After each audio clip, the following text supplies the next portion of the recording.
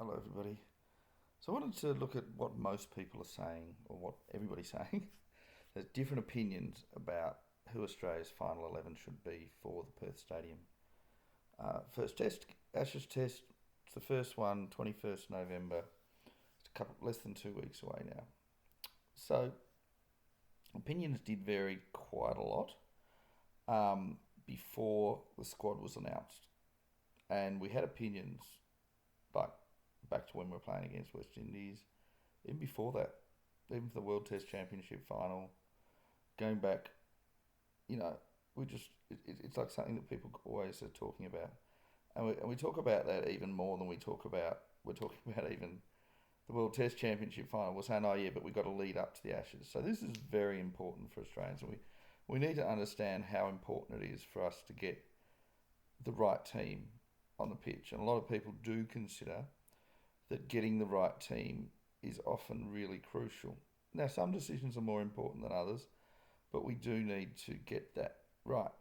Now, the first person that I'm aware of that publicly announced an 11 to play against England, at least for the first test, was a guy called Bharat Sundaresan. Now, he's not a former player, but he is a more of a professional commentator. He started, I don't know when he started, but I first heard of him last year. He was making tweets and suddenly he was on TV and he was in Quick Info and they had him doing live commentary. And I was like, who is this guy? I don't know who this guy is. I'm not saying he is a nobody. He's clearly, quite intelligent, makes informed decisions, and I sort of thought, well, you're probably in the same situation as me, and that is, you're a semi-professional cricket commentator. You have very insightful views, and for whatever reason, he's recently been picked up by mainstream media. Now, maybe in India or some other country, he was already picked up. I'm just not aware of him. He just sort of seemed to come from nowhere. Not that there's anything wrong with that. I've been trying to get to that situation myself for a while. Haven't been able to. I've been published in a number of magazines and such. Often get my comments mentioned on air, and my articles are mentioned on live TV quite a lot. But it's not the same level as Bharat. So good on him. He managed to get that. So his 11 that he picked was very controversial at the time because he he picked while Constance was in the side in West Indies. He officially announced his 11, which did not have Constance in it. He had Jake Weatherall in Australia's 11 to play the Ashes. So he had Khawaja and Weatherall. Now, the second controversy is that he picked Marnus Labuschagne. Now, that was just after Labuschagne had been dumped after 2 or 3 years of failure. And Bharat had him straight back in the side for the Ashes. And his argument was that Labuschagne, former Test number one, he's going to come back. He said he predicted that by the time of the Ashes, that Labuschagne would come back. He'd be good. And few people agreed with him. And he also had Bo Webster missing out. And Bo Webster had been the best player for Australia since he's made his debut. Now, he didn't win man of the match in every single match, but he'd been consistently in the top 2 or 3 in every Test match. He'd never been in the bottom half of players in any game. He never had a failure. Didn't have even a minor failure, and yet there he was. Bharat Sundaresan was saying, "No, Green's playing, Webster's not." And his argument was, "Well, Green's a better player. Look at his first class record. Look at his consistency. Yeah, Webster's done well to fill in, but Green's back now. Green will be bowling for the Ashes. There's no need to have 2 all-rounders."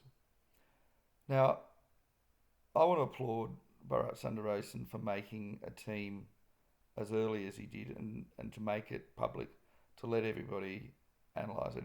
I've done that myself before. It is difficult to do it because a lot of people will call you names and they will make fun of it. And a lot of people will say how ridiculous it is, particularly when you make controversial decisions. And he essentially made 3. And number one was that he had Jake Weatherall in, yet to make his Test debut. He's never played for Australia before. ahead of Constas, while Constas was still in the team. So we still had test matches to go when he put that in. Constas could have come out with 2 double centuries and, made a mockery of Bharat Sundaresan's prediction. Jake Weatherall could have fallen apart. It was a bold prediction that he made a long way out, and I've got to applaud him for that. Number 2, he predicted that Marnus Labuschagne, who'd been out of form for about 2 or 3 years in a row, would suddenly get into such good form that he would be picked for the final 11 even. And the third one was that, and probably the most controversial, was that he was saying to drop Webster. And now Webster didn't fail in the last 2 tests in the West Indies after Bharat Sundaresan made that prediction. But the thing is that I've noticed, and this is just such an amazing thing, is that when Bharat made those claims, it was mentioned on air, and a lot of people were like, no. There was Mark Waugh saying there's no way that we're dropping Webster. But then some people started to consider it. And it was an interesting thing, because he was the first one that put his 11 out there. I didn't put one out there because I thought it was too early. I mean, I tried to, but it was just too hard to put one out there. And he did. I mean, I think I was reluctant to put Weatherall out there. I still wanted to pick Constas, but I'd consider Weatherall. And I have considered him.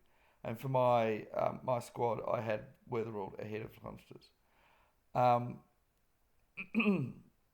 But, that it is interesting that increasingly the media outlets, they started off a little bit supporting the team, and then they went more and more and more. And today, we have most of the media outlets making it seem like it's their idea, interestingly. They don't mention Bharat. They don't say, oh, we got this idea from Bharat, because they don't give credit. They just say, oh, our idea is our thoughts, claiming it as their own idea, which is pretty typical. It is pretty typical. Newspaper outlets, media outlets don't like to acknowledge that they got the idea from someone else, particularly when the someone else is not a former player. So, I seem to remember Mark Waugh wanted Marnus Labuschagne to open,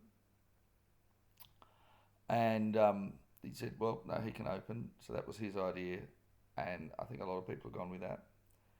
And so Mark Waugh had Marnus Labuschagne opening with both Green and Webster in the team.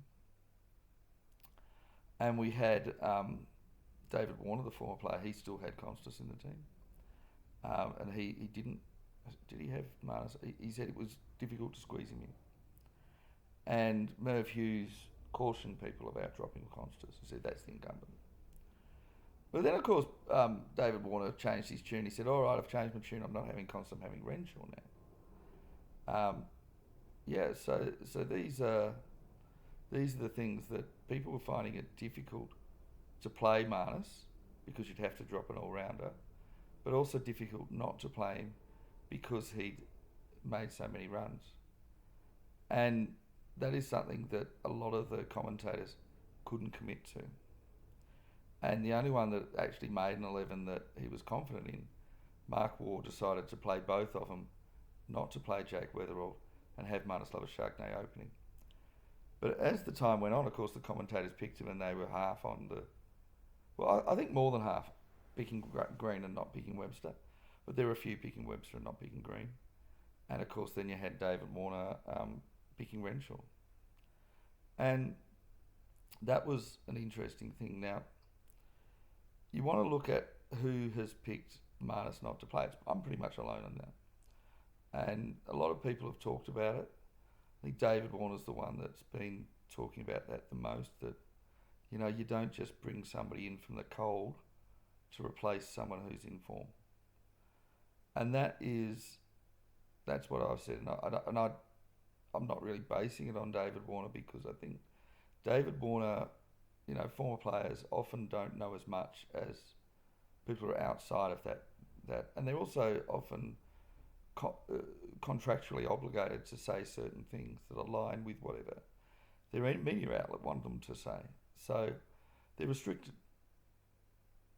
So you really want to have someone that's not restricted, who can give an honest report. And the media outlets, they're sort of have to align with certain things. Um, yeah, and like it is an interesting thing because a lot of the professionals are saying Green to play and Webster miss out. But I was looking at some of the comments, of just ordinary people who are not contractually obligated, and a lot of them are saying Webster in and Green out. And I certainly have said quite clearly that I agree that Webster should play ahead of Green if they have to make that choice. Although I said a year ago that, if Green plays, it would be at Webster's expense. I disagreed actually. I remember when they had the World Test Championship final. I disagreed with playing Green. I was like, no, there's no way you bring him in for the final. And they were bringing him in essentially to replace Constas and then having Labuschagne open. I'm like, no, there's no way you do that. I had, if at that stage I had Green playing if Labuschagne left, and I had Constas in the final. But yeah, for me it was a toss up between Labuschagne and Green, and then they played both of them and dropped Constas, which I found comical. I think actually our Test team for West Indies was pretty much right. But yeah, do you need to bring in, and this is the question, do you need to bring in a player who's in form domestically? We don't know how well he's going to do internationally when there's nobody for him to replace. Now, ultimately, there is an opening slot and there's nobody there, but he's not an opener. Do we make him open? Do we bring somebody in who doesn't usually open and make them open and accommodate him? I mean, we have had times when we have done that sort of thing. And we need to acknowledge that has happened before, where we've mixed everybody around to accommodate somebody coming in. Now, the most famous example recently was in 2023 after David Warner retired. And in the same test, Mitchell Marsh, who was our all-rounder, became injured. Now, the fast bowlers need to have an all-rounder in order to not succumb to injuries, be able to bowl at their best. Now, this varies depending on the bowler, and the bowlers have publicly stated this.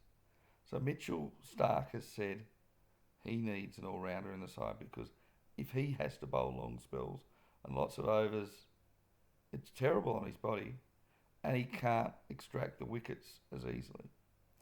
Now, he's the main one complaining. Josh Hazlewood doesn't complain as much. He just breaks down. And when he's broken down, he said, yeah, I might not have broken down if we had an all-rounder. Now, Pat Cummins does seem to be able to bowl these long spells, and even though he's injured at the moment, and he didn't used to be able to, Scott Boland can definitely bowl the long spells without breaking down or losing any, power from his bowling.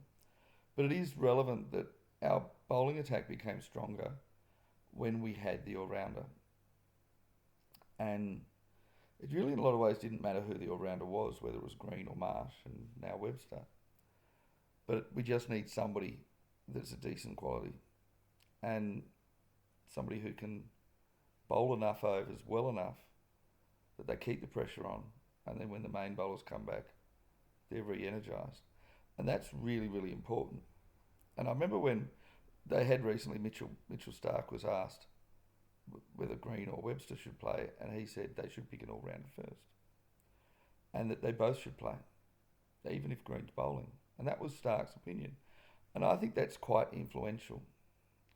So when Starc is saying things like that, and I think, okay, he's the one that benefits the most from an all-rounder.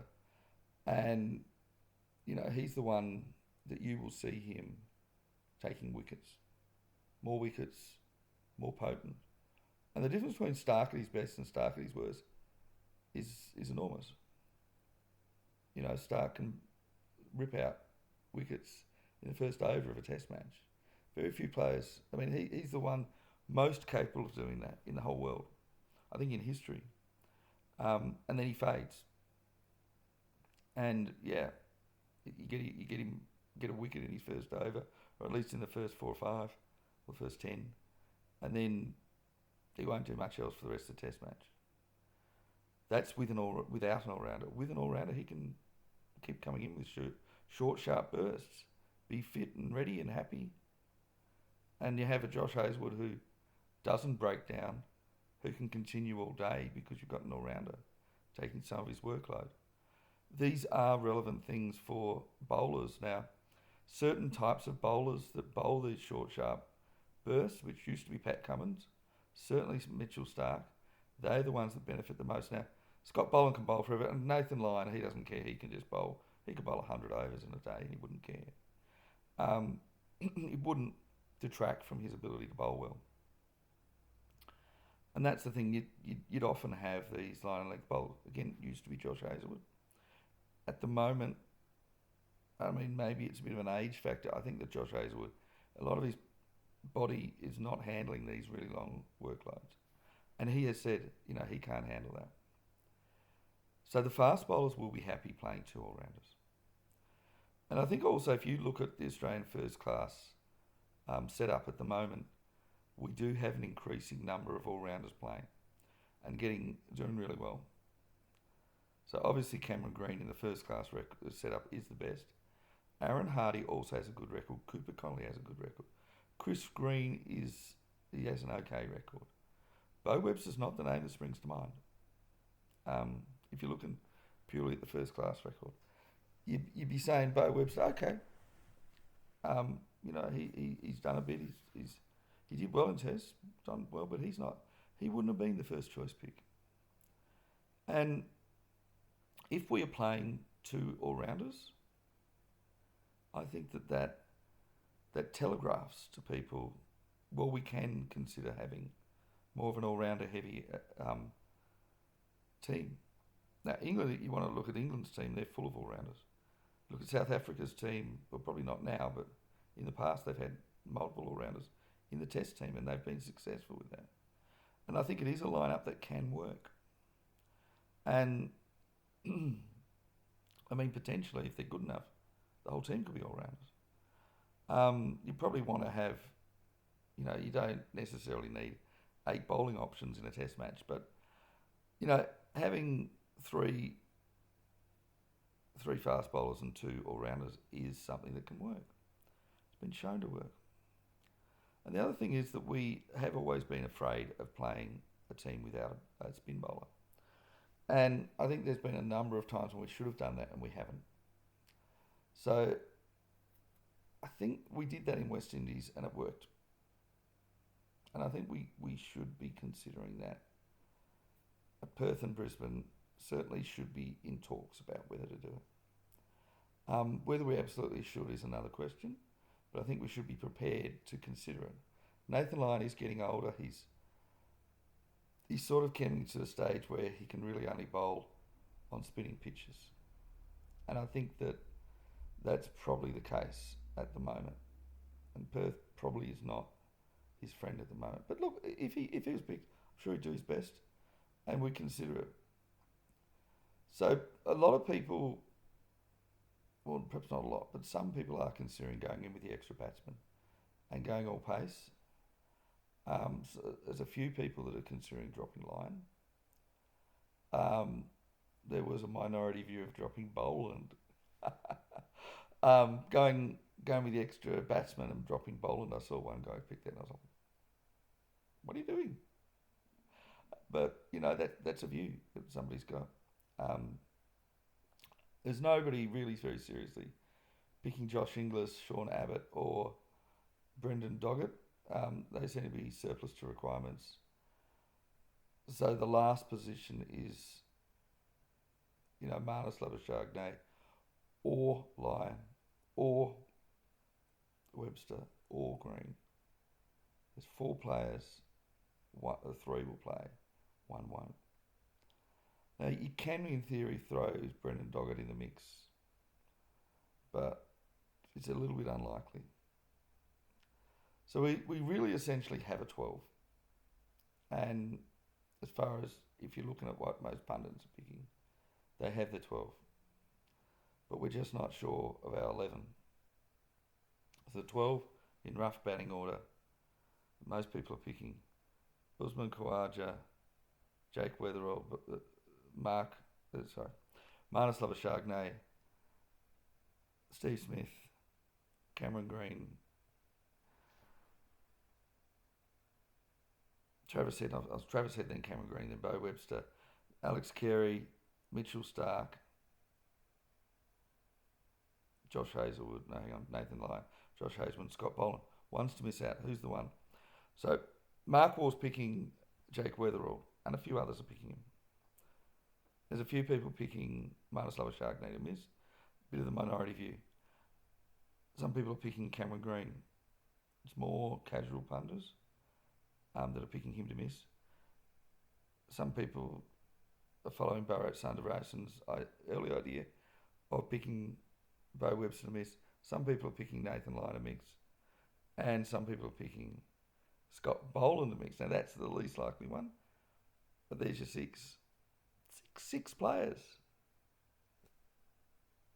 So that's a 12. So we've all got the same 12.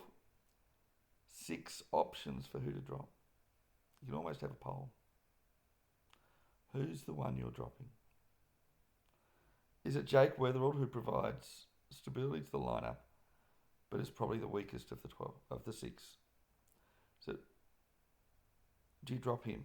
Do you drop Marnus Labuschagne, who's a lot of domestic form, still doesn't have the test form? He's coming from outside. He's disrupting the lineup. If you leave him out, we can go with the 11 we're always going to pick. The third option is you drop Bo Webster, the informed player, but he was the new one coming in, essentially to replace Cameron Green. Green's back, Green plays. Number 4 is that you drop Cameron Green because you're saying Bo Webster's doing better. Number 5 is you drop Nathan Lyon because you're confident in both all-rounders and you want to go all pace at Perth. It's a bold move, it's a dangerous move, but it is a move for Australia's future if we want to have stronger teams that are not so predictable. Option 6, you drop Scott Boland because you say, well, England have his number. So there's an argument for all of them. As I've said, I think so. My number 1 pick is to drop Labuschagne out of that 12. My number 2 option is to drop Lyon. So for me, those are the 2 options that I'd considered. I think that Mark Waugh's option is probably wrong, at least as far as opening with Labuschagne. I think if we were going to go with that, we would open with someone like Travis Head or Steve Smith. And I have heard a few people predict Travis Head to open. I don't want Labuschagne opening. So yeah, it's an interesting thing there. So anyway, let me know what you think. Bye bye now.